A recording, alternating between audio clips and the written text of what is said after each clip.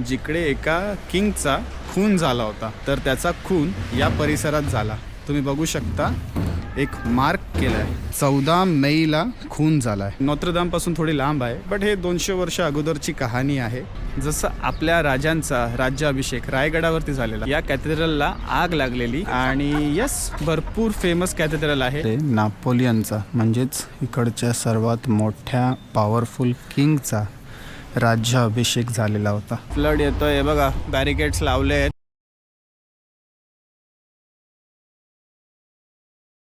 Hello नमस्कार, बोंजूर सलाम to everyone watching out my blog. तुमच्या सर्वांचं स्वागत आहे मराठी डेली ब्लॉग्स इन युरोपच्या डे 9मध्ये.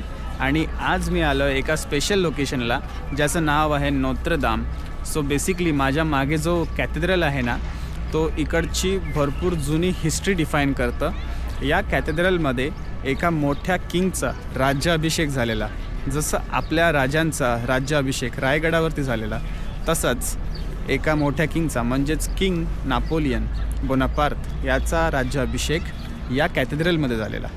तर हा जो कॅथेड्रल आहे तो एक मोठी हिस्ट्री डिफाईन करतो मित्रांनो, आणि भरपूर ब्युटिफुल कॅथेड्रल आहे. 2019मध्ये या कॅथेड्रलला आग लागलेली आणि आत्ता रिओपन झाला आहे हा.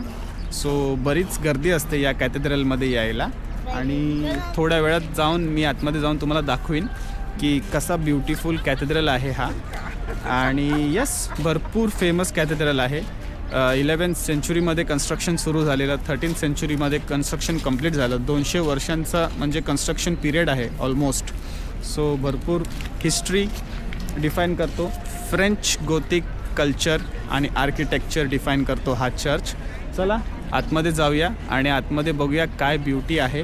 आणि हो, मी पण पहिल्यांदा जाणार आहे या चर्च कॅथेड्रलच्या आतमध्ये. बेसिकली कॅथेड्रल हा एक असा लोकेशन असतो जिकडे प्रे करू शकतो, बट त्या चर्चच असतो. चर्चला हिस्ट्री असली पाहिजे काहीतरी मोठी, आणि त्या चर्चला मग कॅथेड्रल असं मानलं जातं. आणि बेसिलिका हे एक पोप असतो ना, जो कॅथलिक धर्मामध्ये एक पोप असतो, त्यांचा मोठा प्रीस्ट, तो बेसिलिका हे डेझिग्नेशन देतो एका कॅथेड्रलला. सो हा कॅथेड्रल आहे. तुम्हाला चर्च पण दिसतील आजूबाजूला आपल्या लोकेशन्समध्ये. गावामध्ये असतात चर्च वगैरे, ते पण प्रे करायचे लोकेशन्स असतात. आणि चॅपल असतो. चॅपल पण एक छोटा लोकेशन असतो प्रे करायचा. जेवढी मला इन्फॉर्मेशन होती तेवढी मी सांगितली. काही चुकीचं असेल तर कमेंटमध्ये सांगा नक्कीच. मी कॅथलिक नाही आहे, तो मला एवढा इन्फॉर्मेशन नाही आहे.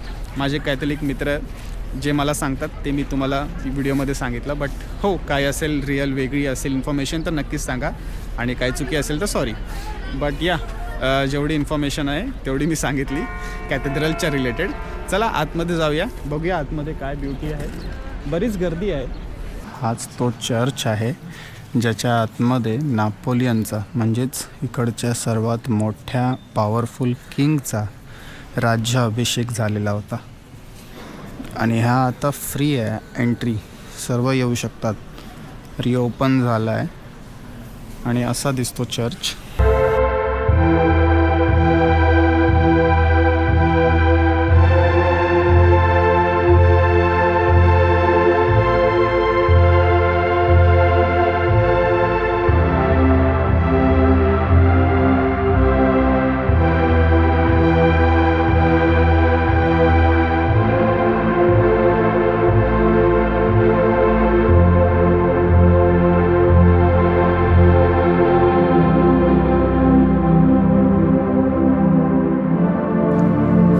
समोर आहे या चर्चमधली सर्वात जुनी गोष्ट.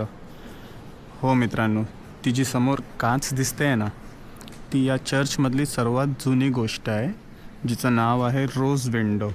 बेसिकली आग लागल्यामुळे बरंच काय काय इकडे सगळं आगीमध्ये तबाह झालं, बट ही जी काच आहे तीच वाचली आणि आज आपल्या समोर आहे.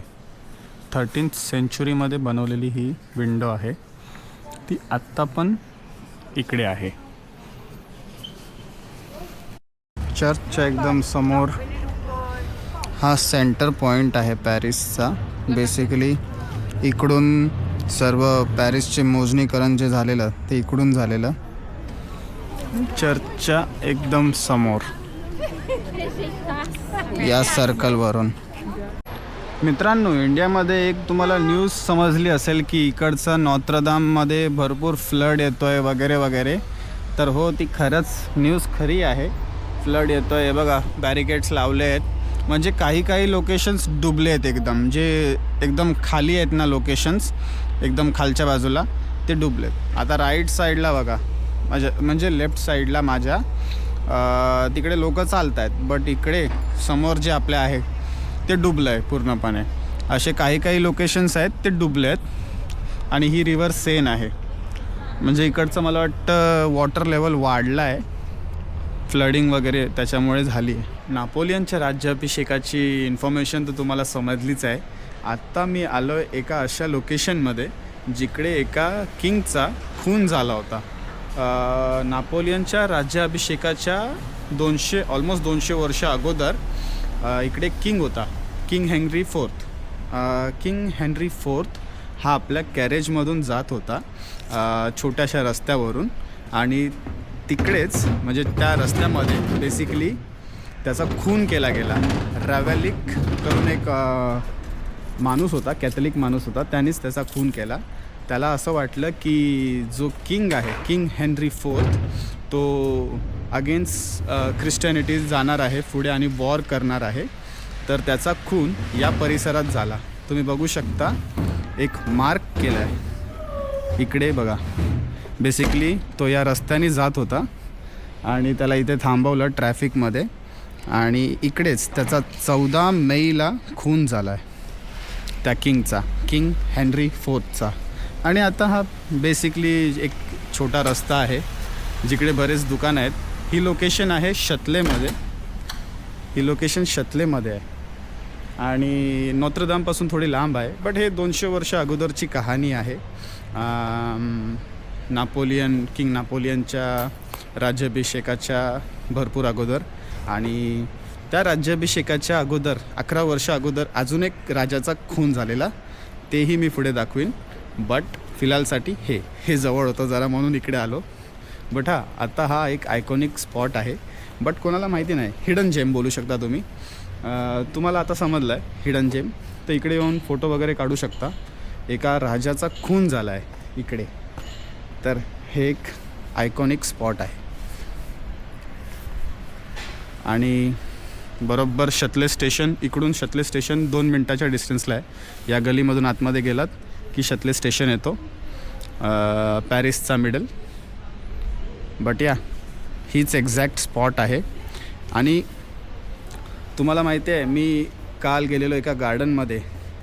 त्या गार्डनमध्ये म्हणजे जिच्या नावावरती तो गार्डन होता, तिचा हा हजबंड बेसिकली. मग तिने नंतर थोडे वर्ष राज्य केलं फ्रान्सवरती, आणि नंतर मग तिचा मुलगा मोठा झाला आणि मग त्याला किंग घोषित केलं गेलं.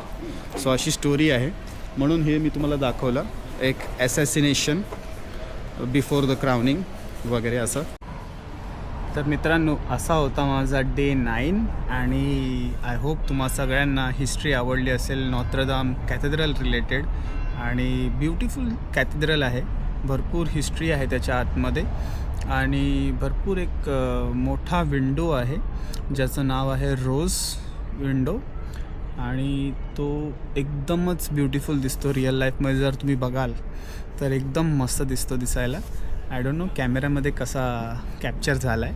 आता एडिटिंगला बसेन त्याच्यानंतर समजेल काय आहे सीन. बट या ब्लॉगसाठी एवढंच, आणि भेटूया डे 10मध्ये.